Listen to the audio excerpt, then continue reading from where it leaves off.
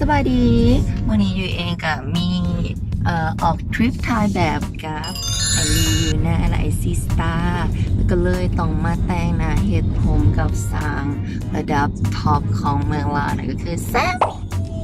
อดมาแบบนั้นสดอีกแล้วผมตาดำซ้ำวันนี้ก็สิมาแต่งหน้าในตรีมของสาวลาวเก่าผมเบียงแพร่ดินนำปีใหม่ก็เป็น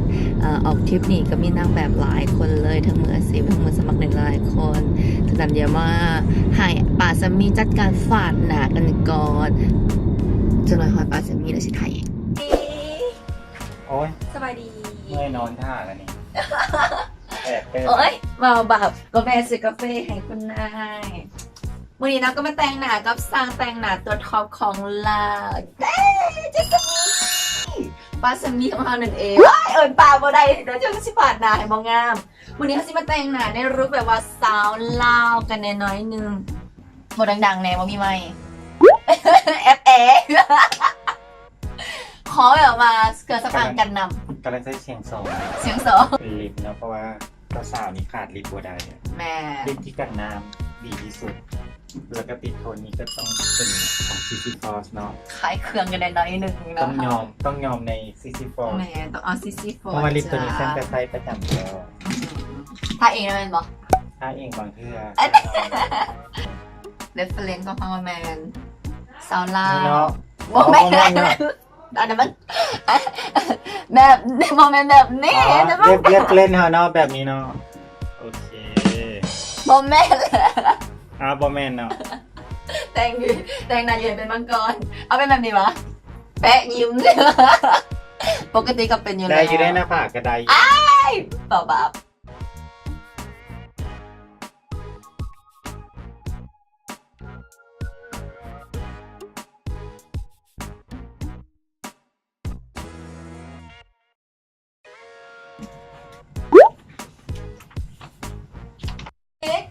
สวัสดี สมัยดีโอ้จ้าสมัยดีอันนี้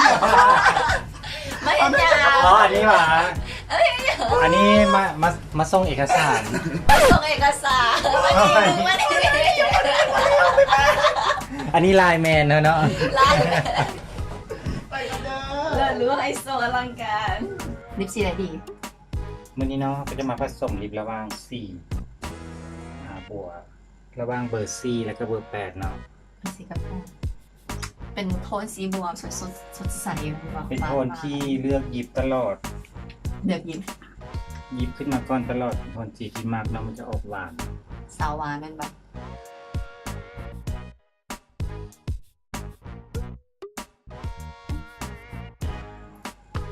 ติดแขว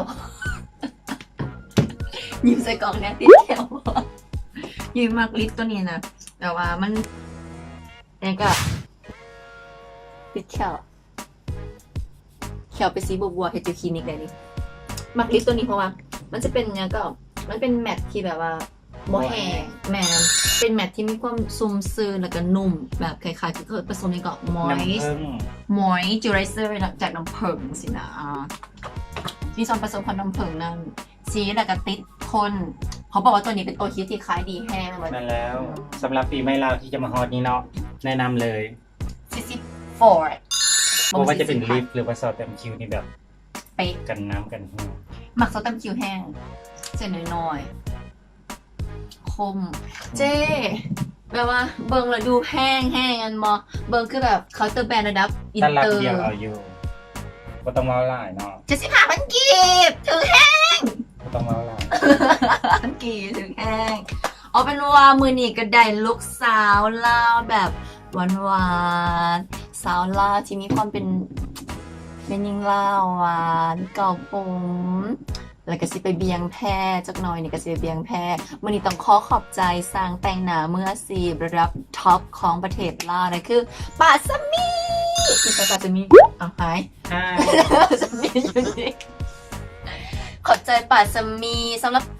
ถ้าสนใจอยากให้ป้าสมีตบหนาเก่าผมแบบนี้ก็ต้อง ติดต่อมาที่ Facebook